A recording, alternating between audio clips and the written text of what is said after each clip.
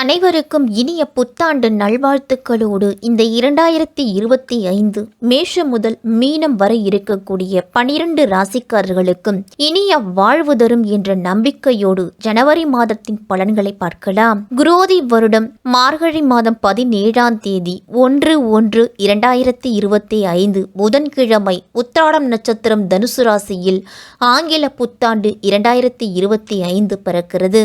குரு பகவான் ரிஷப ராசியில் பக்கரம் பெற்று சஞ்சரிக்கிறார். செவ்வாய் கடக ராசியில் பக்கரம் பெற்று சஞ்சரிக்கிறார். கும்ப ராசியில் சனி பகவான் சஞ்சரிக்கிறார். கும்பத்தில் சஞ்சரிக்கும் சனியை கடகத்தில் சஞ்சரிக்கும் செவ்வாய் பார்க்கும் விதத்திலும் இந்த புத்தாண்டு தொடங்க இருக்கிறது.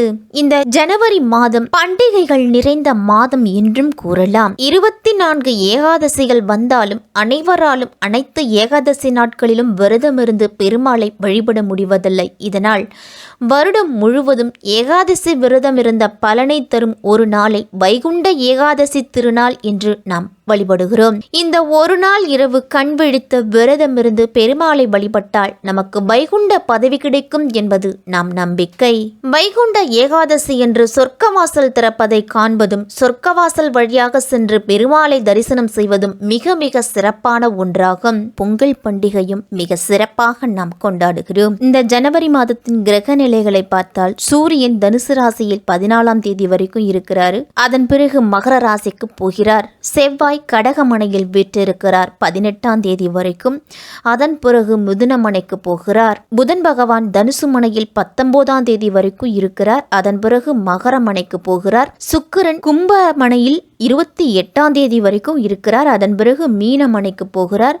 குரு பகவான் ரிஷபமனையிலையும் சனி பகவான் கும்பமனையிலையும் ராகு பகவான் மீனமனையிலையும் கேது பகவான் கன்னிமனையிலையும் இருக்கிறார். இப்படிப்பட்ட கிரக நிலைகளோடுதான் இந்த ஜனவரி மாதம் நமக்கு தொடங்குகிறது.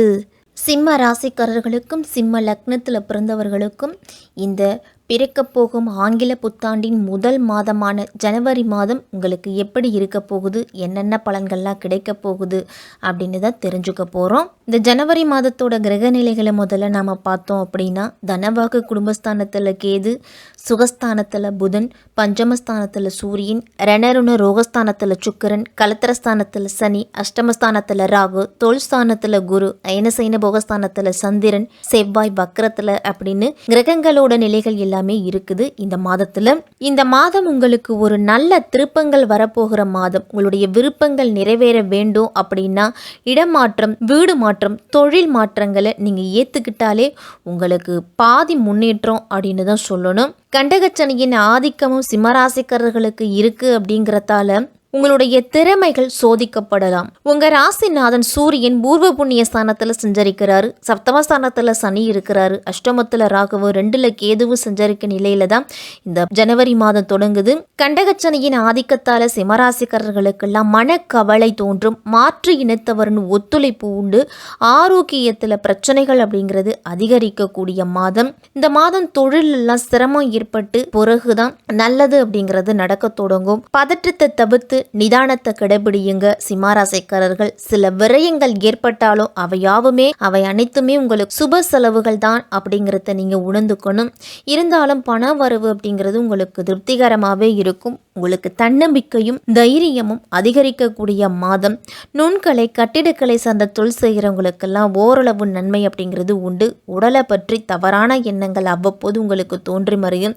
சிறு சிறு பிரச்சனை அப்படின்னாலும் இது பெருசா இருக்குமோ இல்லை வேற ஏதாவது இருக்குமோ அப்படின்னு மனதை போட்டு குழப்பிக்கிட்டே இருப்பீங்க. சிம்மராசிக்காரர்கள் விலகி நின்ற உறவுகளும் உங்களுக்கு உரிய நேரத்துல கை கொடுப்பாங்க.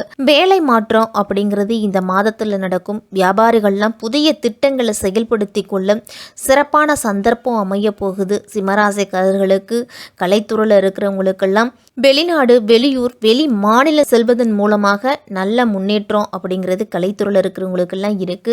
அரசியல்வாதிகளுக்கெல்லாம் கௌரவம், புகழ், அந்தஸ்து இதெல்லாம் எல்லாமே உயரும். மாணவர்கள்லாம் புத்துணர்ச்சியுடன் எதையும் எதிர்கொள்ளக்கூடிய ஆற்றல் அப்படிங்கிறது கிடைக்கும். நல்ல உடல் ஆரோக்கியமும் மன ஆரோக்கியமும் இருந்தால் சிம்மராசிக்காரர்களுக்கு இந்த ஜனவரி மாதம் ஓரளவு முன்னேற்றத்தை கொடுக்கக்கூடிய மாதமா இருக்கும். குடும்பத்தை பொறுத்த வரைக்கும் இந்த மாதம் சுபகாரிய பேச்சுக்கள் முடிவாகும். குடும்பத்தில் அவ்வப்போது ஒரு சில சண்டை சச்சரவு வந்தாலும் விட்டு கொடுத்து போனீங்க அப்படின்னா பெரிய அளவு பிரச்சனை எதுவும் இருக்காது. குரு பகவான் தனலாபாதிபதியான புதனை பார்க்கறதால பொருளாதாரத்துல திருப்திகரம் அப்படிங்கிறது இருக்கும். ஜனவரி 1ஆம் தேதி தனுசு ராசிக்கு புதன் போறாரு. பஞ்சமஸ்தானத்துக்கு புதன் வரும்பொழுது வருமானத்துல எந்த விதமான பஞ்சமும் இருக்காது. உங்களுடைய அன்றாட தேவைகளை பூர்த்தி செய்து கொள்ளுற அளவு இருக்கும். திருமண தடை அகலும். நீண்ட நாள் போகணும்னு நினைச்சுக்கிட்டு இருந்த கோவில்களுக்கு சென்று வருவீங்க. பாதியில நின்ற பணிகளை மீண்டும் தொடருவீங்க. இந்த மாதத்துல உத்தியோகத்துல பணி நீக்கம் செய்யப்பட்டவங்க எல்லாம் மீண்டும் பணியில சேருவீங்க. இந்த குரு பகவான் ரிஷபராசியில வக்ரம் பெற்று செஞ்சரிக்கிறாரு. பஞ்சம அஷ்டமாதிபதியாக இருக்கக்கூடிய குரு பகவான் வக்கரம் பெறுவதால பாக பிரிவினைகள்லாம் இந்த மாதத்துல சுமூகமா நடைபெறாது. ஏதாவது ஒரு பிரச்சனை அப்படின்னு இருந்துகிட்டு இருக்கும். எந்த காரியமா இருந்தாலும் திட்டமிட்டு செய்ய முடியலையே அப்படின்னு வருத்தப்படுவீங்க. அரசாங்கத்தின் மூலம் கூட ஒரு சில பிரச்சனைகள் அப்படிங்கிறது சிம்மராசிக்காரர்களுக்கெல்லாம் வரலாம். அதனால சற்று எச்சரிக்கையோடும் கவனத்தோடு இருக்க வேண்டிய மாதம். கடகராசியில உள்ள செவ்வாய் நீச்சம் பெற்று வலிமை இழக்கிறதோடு இந்த மாதத்தின் பிற்பகுதியில மிதுன ராசிக்கு போறாரு. உங்க ராசிக்கு யோகம் செய்யும் கிரகம் அப்படின்னா செவ்வாய். அவர் வக்ரம் பெறுவதால எதிர்பாராத பிரச்சனைகளை சந்திப்பீங்க. அதிகார பதவியில இருக்கிறவர்களால உங்களுக்கு ஒரு சில பிரச்சனைகள் அப்படிங்கிறது வேலை சார்ந்த விஷயத்துல வரும். தன வரவு அப்படிங்கிறது இந்த மாதத்துல திருப்திகரமா இருக்கும். எதிர்மறை சிந்தனைகளை தவிர்த்துக்கிட்டு நேர்மறை சிந்தனைகளை அதிகம் வளர்த்திக்கிட்டீங்க அப்படின்னா இந்த ஜனவரி மாதம் சிம்மராசிக்காரர்களுக்கெல்லாம் நல்லது அதிகம் நடக்கும். மக நட்சத்திரத்துல பிறந்தவர்களுக்கு இந்த ஜனவரி மாதம் எல்லா விஷயத்திலையும் கூடுதல் கவனம் தேவைப்படக்கூடிய மாதம். மனக்கவலை நீங்கி நிம்மதி அப்படிங்கிறது கிடைக்கும். காரியத்துல வெற்றி உண்டாகும். எந்த பிரச்சனை வந்தாலும் எதிர்த்து நின்று சமாளிக்கக்கூடிய ஆற்றல் பூர்வ நட்சத்திரக்காரர்களுக்கு கிடைக்கும். வீண் கவலைகள்லாம் அவ்வப்போது ஏற்பட்டு நீங்கும். உடல்